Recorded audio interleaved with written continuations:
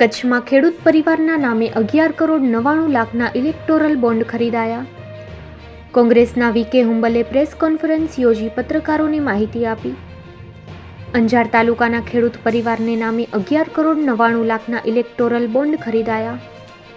ભારતીય જનતા પાર્ટીએ વટાવ્યા બોન્ડ. અંજાર તાલુકાના વરસામેડી ગામના ખેડૂત પરિવારના નામે ઇલેક્ટોરલ બોન્ડના માધ્યમથી 2022માં અંદાજે 11 કરોડ 99 લાખ જેટલી રકમ ભાજપને આપવામાં આવી હતી. કોંગ્રેસે પ્રેસ કોન્ફરન્સમાં ડોક્યુમેન્ટ સાથે કર્યો ખુલાસો. ચૂંટણી પંચે બોન્ડના દાતાઓ અને એ બોન્ડને વટાવનારી રાજકીય પાર્ટીઓની યાદી પોતાની વેબસાઇટ પર મૂકી છે. એ યાદીમાં વરસામેડી ગામના સવાભાઈ મણવર અને તેમના પરિવારજનોને નામે બોન્ડ્સ ખરીદાયા હોવાની નોંધ છે. ખેડૂત પરિવાર દ્વારા ગુજરાત ગ્રામીણ બેંકમાં ખાતું હોવા છતાં એક્સિસ બેંકમાં 6 જેટલા નવા ખાતાઓ ખોલાવાયાનું પણ જાણવા મળ્યું છે. એટલું જ નહીં, ચૂંટણી પંચે જાહેર કરેલા બોન્ડ ખરીદનારની યાદીમાં તમામના નામની વિગતો જોવા મળી રહી છે. વધુમાં પત્રકારો દ્વારા કોંગ્રેસના શ્રી હુંબલને કેટલા બોન્ડ કોના નામના ખરીદાયા તેની વિગતો પૂછતા તેઓએ કહ્યું હતું કે ભચીબેન 1 કરોડ 7,22,000, દેવલબેન મણવર 1 કરોડ 12,68,000, લખીબેન રાઠોડ 1 કરોડ 7,68,000, હીરીબાઈ 1 કરોડ 7,68,000, સવાભાઈ મણવર 5 કરોડ 50,06,000, દેવાભાઈ મણવર 1 કરોડ 14,36,000. આટલા નામોની યાદી સામે આવી છે. તો રાજકીય પાર્ટીએ બોન્ડ વટાવ્યા છે તેઓના નામ આપતા શ્રી હુંબલે કહ્યું કે ભાજપને 11 કરોડ બતાવવામાં આવ્યા છે. આ મામલે સવાભાઈ દ્વારા અંજાર પોલીસ મથકમાં વેલ્સપન કંપનીના અધિકારી તેમજ સ્ટેટ બેંકના અધિકારીઓ સામે છેતરપિંડીની અરજી કરવામાં આવી છે, જેમાં જમીન સંપાદનના રૂપિયાના છેતરપિંડીથી બોન્ડની ખરીદી કરવાની દાન કરાવી દેવાયાના આક્ષેપો કરાયા છે. શ્રી હુંબલે કહ્યું કે જો વધુ તપાસ થાય તો ભારતનું સૌથી મોટું રાજકીય બોન્ડ કૌભાંડ બહાર આવે તેવું છે.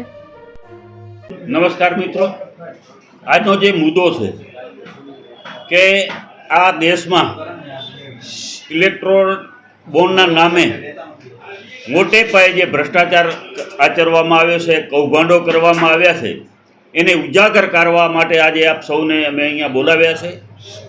આજનો મુદ્દો જે અમે કહેવા માગીએ છીએ કે અમારા અંજાર તાલુકામાં વેલ્સપન કંપની આવેલી છે. આ વેલ્સપન કંપનીમાં એક વરસામેડી ગામના એક દલિત ખેડૂતની જમીન આવેલી હતી. આ જમીન આમ તો ટોચ મર્યાદા 1 ધારા હેઠળની હતી, પરંતુ કંપનીએ સરકારના મંત્રીઓ, ભારતીય જનતા પાર્ટીના પ્રદેશના આગેવાનો, જિલ્લા તાલુકાના આગેવાનો અને અધિકારીઓને સાથે મળી અને એક વ્યવસ્થિત પ્લાનિંગથી એક મોટું કૌભાંડ કર્યું. આ જમીન ખરીદી શકાય એવું નહોતું, એટલે એને જમીન સંપાદનમાં લઈ ગયા. જમીન સંપાદનમાં લઈ ગયા પછી પ્રથમ કામ કરવાનું હોય કે એનું કિંમત નક્કી કરવી પડે. એ કલેક્ટર શ્રીના અધ્યક્ષસ્થાને મૂલ્યાંકન સમિતિ છે, એમના મારફત આ કિંમત નક્કી કરવામાં આવી. ત્યારે લગભગ 77 કરોડ રૂપિયા જેટલીની કિંમત આકારવામાં આવી. 1 વર્ષ જેટલો સમય વચ્ચે નીકળી ગયો. 1 વર્ષમાં માત્ર 2-4 દિવસ બાકી હતા. સંપાદનની કાર્યવાહી કોઈ પણ હોય 1 વર્ષની અંદર પૂર્ણ કરવાની હોય, માત્ર 2-4 દિવસ બાકી હતા. ત્યારે અમારા અંજાર મધ્યના નાયબ કલેક્ટર સાહેબ દ્વારા આનો એવોર્ડ જાહેર કરવામાં આવ્યો. એ એવોર્ડ 16 કરોડ રૂપિયા કુલ જમીનની કિંમતનો એવોર્ડ મંજૂર કરવામાં આવ્યો. ત્યારે એમાંથી 2 કે 2.5 કરોડ રૂપિયા પહેલાં એડવાન્સ ખેડૂતને આપેલા હતા.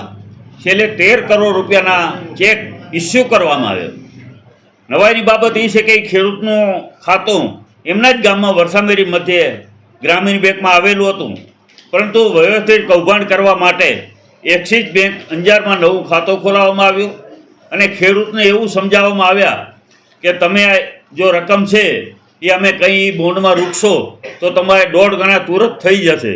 આવા પ્રલોભનો આપી અને ખેડૂતને ગાંધીનગર લઈ ગયા. ગાંધીનગર એક્સિસ બેંકમાંથી પાવરનામાના આધારે એમના ચેકની રકમ ઉપાડી અને સ્ટેટ બેંક ગાંધીનગર શાખામાં ત્યાંની શાખામાંથી બોન્ડ ઇલેક્ટ્રોલ જે ચૂંટણી બોન્ડ જ કહેવાય આમ તો, એ બોન્ડ લેવામાં ખરીદવામાં આવ્યા. 11 કરોડના બોન્ડ એ ભારતીય જનતા પાર્ટીના ખાતામાં જમા કરવામાં આવ્યા.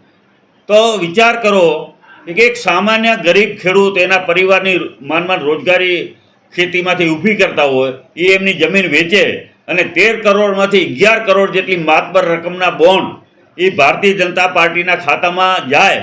એમાં કંપનીના અધિકારીઓ એમની સાથે ગયા હતા, એમની ગાડીમાં લઈ ગયા હતા. અહીંયાના અધિકારીઓ પણ સાથે હોય એવું લાગી રહ્યું છે. અને અમે તો એટલું કહેવા માગીએ છીએ કે અત્યારે કચ્છ જિલ્લામાં જોઈએ તો વહીવટી તંત્રનો જે રીતે દુરુપયોગ કરવામાં આ સરકાર કરી રહી છે. ઘણી વખત અમે ફરિયાદો કરી, રજૂઆતો કરી, પરંતુ અમને સાંભળવામાં આવતા નથી. પરંતુ હવે તો ચૂંટણી ફંડ માટેની વ્યવસ્થા પણ અધિકારીઓ કરી દે છે. કારણ કે આમાંથી 13 કરોડમાંથી 11 કરોડ રૂપિયા એ ખાલી કંપનીના કહેવાથી ખેડૂતોને આપી દીધા હોય. આમાં અધિકારીઓ પણ સાથે જ હોય અને ભાજપના નેતાઓ પણ સાથે મળી ખેડૂતે એની ફરિયાદ પણ કરી છે અંજાર પોલીસ સ્ટેશનમાં. ત્યાં ફરિયાદ કરી, નામજોગ ફરિયાદ કરી છે કે મારાથી આવી રીતે 11 કરોડની છેતરપિંડી કરવામાં આવી છે. વિચાર કરો, 25-50 હજારની પર ફરિયાદ હોય કોઈની છેતરપિંડીની તો પોલીસ એની તરત તપાસ કરતી હોય છે. તપાસ કર્યા પછી કાર્યવાહી કરતા હોય છે. પરંતુ આટલા લાંબા સમય પછી પોલીસનો જવાબ એ છે કે અમે તપાસ કરી દઈશું, અમારે નિવેદનો લેવા પડે, અમારે આ કરવું પડે. કારણ કે આ મોટી મોટી કંપનીઓ છે. વેલસ્પન કંપની તમે બધાને ખ્યાલ છે કે વેલસ્પન કંપની એક એવી કંપની છે, સરકારની માનીતી કંપની છે. એમાં ખોટી જમીનો આપવાની છે. ખોટી જમીનો આપવાને કારણે કલેક્ટર સાહેબ જેવા અત્યારે જેલમાં પણ છે અને ત્યાં 2 મુખ્યમંત્રીશ્રીઓ એની કંપનીઓમાં જઈ રહ્યા છે. અસંખ્ય વાર ગામના લોકોએ ફરિયાદો કરી છે, ખેડૂતોએ ફરિયાદ કરી છે. પણ આ કંપની એટલી બધી હદે પાવરફુલ છે કે કોઈ લોકોની કે ખેડૂતોની ફરિયાદ સાંભળવા પણ તૈયાર નથી. ત્યારે આ જે કૌભાંડ બહારે આવ્યું છે કે એક અમે એટલું જ કહેવા માગીએ છીએ કે એક ખેડૂત છે, એની પોતાની બાપ દાદાની વડીલો પાસેથી જમીન હોય તો એ જમીન વેચીને 13 કરોડમાંથી 11 કરોડ રૂપિયા જમીનનું દાન કેવી રીતે ભાજપને આપી શકે? આ મુખ્ય મુદ્દો છે. કારણ કે એની સાથે છેતરપિંડી કરી હોય, બનાવટ કરીને જ કરી હોય. અને આ બોન્ડની વિગત અમારી સાથે છે, તારીખ સાથેની, કે કઈ તારીખે ગાંધીનગરમાંથી આ બોન્ડ ઇસ્યુ કરવામાં આવ્યા છે, કયા ખાતામાં જમા થયા છે. અને એનાથી વધારે જો વાત કરીશ તો આ જમીન અમને એવું જાણવા મળ્યું છે કે ટોચ મર્યાદા ધારા હેઠળની જમીન હતી. ટોચ મર્યાદા ધારા હેઠળની હોય, સીલિંગ એક્ટ હેઠળની જમીન, અને મળી હોય તો સરકારની પૂર્વ મંજૂરી વગર આ જમીન વેચાતી નથી. કોઈ અમારે જમીન કોઈ ખેડૂતને વેચવી છે તો સરકારની મંજૂરી લેવી ફરજિયાત છે. અને એનાથી વધારે એમાં પ્રીમિયમ પણ ભરવું પડે. કારણ કે નવી શરતે એને જમીન નવી શરતમાંથી જૂની શરતમાં ભલે ફેરવેલું હોય, પરંતુ એને નવી શરત જો બિનખેતી માટે ઉપયોગ કરવો હોય તો એને પ્રીમિયમ પર ભરવાનું થાય છે. તો પ્રીમિયમ પાત્ર જમીન છે એનો એક તો એવોર્ડ કઈ રીતે નક્કી થયો અને માત્ર 2 દિવસ બાકી હતા. આ 1 વર્ષ પૂરું થવાને માત્ર 2 દિવસ બાકી હતા અને અધિકારીએ એનો એવોર્ડ કરી દીધો છે. એટલે અમારી માંગ છે, કારણ કે આ એક મુદ્દો છે ખાલી આપણા, આ તો અહીંયા કચ્છનો એક આપણે મુદ્દો બહાર આવ્યો છે. બાકી અત્યારે કચ્છમાં કેટલી કંપનીઓ ઉપર આ લોકોએ કૌભાંડો કર્યા છે. આમાં ભાજપના પ્રદેશના નેતાથી કરીને જિલ્લા તાલુકા કક્ષા સુધીના એમાં સંડોવાયેલા છે. આ મુદ્દો છે અમે પ્રદેશ લેવલે પણ ઉઠાવીશું, ત્યાં રાષ્ટ્ર લેવલે પણ ઉઠાવીશું. અને અમે એટલું જ કહેવા માગીએ છીએ કે આની ખરેખર સીબીઆઈ તપાસ થવી જોઈએ. કારણ કે આ મુદ્દો નાનો નથી. તમે ખેડૂત પાસેથી રૂપિયા ઝૂંટવી લ્યો એટલે શું સમજવાનું? ખેડૂત એવો કયો દાતાર ખેડૂત હોય કે 11 કરોડ રૂપિયા સીધા ભાજપને ફંડ આપી દે, દાન આપી દે? આવું તો આપણે પહેલી વખત સાંભળ્યું છે. તો મોટું કૌભાંડ આ એક કિસ્સામાં બહાર આવ્યું છે. આવા અસંખ્ય કિસ્સા કચ્છ જિલ્લામાં આ કંપનીઓના મારફત ભાજપના આગેવાનો દ્વારા અને અધિકારીઓ દ્વારા કરવામાં આવ્યું છે. એ હું ખાતરી અને દાવા સાથે કહું છું કે આમાં અધિકારીઓ પણ સંડોવાયેલા છે, ભાજપના નેતાઓ પણ સંડોવાયેલા છે. અને સરકાર સુધી આ બધી પ્રી પ્લાનિંગથી આ બધું કરવામાં આવ્યું છે. તો એના સામે તપાસ થાય, સીબીઆઈની તપાસ થાય તો દૂધનું દૂધ અને પાણીનું પાણી થાય. અને નવાઈની વાત એ છે કે અંજાર પોલીસ સ્ટેશનમાં ફરિયાદ આપવા છતાં ફરિયાદ અત્યાર સુધીમાં એના માટે કોઈ કાર્યવાહી કેમ નથી થઈ? તો જે પણ આમાં જવાબદાર હોય એની સામે કાર્યવાહી કરવામાં આવે. આપના માધ્યમથી આ મુદ્દો છે એ સમગ્ર કચ્છ અને ગુજરાત અને ભારતના લોકો જાણે એના માટે થઈને આપ સૌને અમે બોલાવ્યા છે. પરિવારનો જે ખેડૂતો જે છે એ અમારે ખાસ કરીને ભાઈ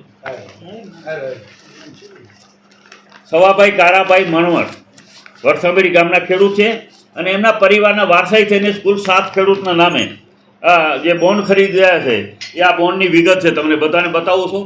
એમાં મણવર દેવાભાઈનું નામ છે, મણવર સવાભાઈનું નામ છે અને બીજા હીરાભાઈનું પણ નામ છે. એમ કરીને 4 થી 5 ખેડૂતોના વતીથી, કારણ કે એને પાવરનામું લઈ લીધું. વિચાર કરો કે ખેડૂતને એવોર્ડ જાહેર થાય છે અને ખેડૂતને પાવરનામું લખાવી અને કંપની જેની ગાડીમાં લઈ ગાંધીનગરમાં લઈ તેડી જાય છે. ખેડૂતનું ખાતું વરસામેરી ગામની જ એક બેંકની શાખામાં ગ્રામીણ બેંકમાં ખાતું હતું. એ ખાતામાં રકમ જમા કર્યા વગર એક એક્સિસ બેંકમાં 9 અંજારમાં ખાતું ખોલાય છે અને એક્સિસ બેંક અંજાર ગાંધીનગરમાં ત્યાં એમને તેડી જાય છે. કારણ કે આ ઇલેક્ટ્રોલ જે બોન્ડ છે એ અમુક નક્કી કરેલી બેંકોમાંથી જ તમે ખરીદી શકો. તે પૈકીની આપણે ગુજરાતમાં એક ગાંધીનગરની બેંક હતી સ્ટેટ બેંક ઓફ ઇન્ડિયા, એમાંથી આ બધા બોન્ડ ખરીદાણા છે અને એ બધા ભારતીય જનતા પાર્ટીના તિજોરીમાં જમા થયા. ખેડૂતને અભણ કરતા ખેડૂતો ઘણી વખત ભરોસો કરી જતા હોય છે અને સામાન્ય માનો 2-5 ચોપડી ભણેલ પણ હોય, પરંતુ ખેડૂતને એવું પ્રલોભન આપવામાં આવ્યું કે તમે અહીંયા કંઈ જો રોકશો પૈસા તો તમારા થોડા સમયમાં પૈસા 1.5 ગણા થઈ જશે. એટલે ખેડૂતને આવો ભરોસો અને વિશ્વાસ અપાવી અને ખેડૂત કનેથી આ કામ એમને કરાવ્યું છે.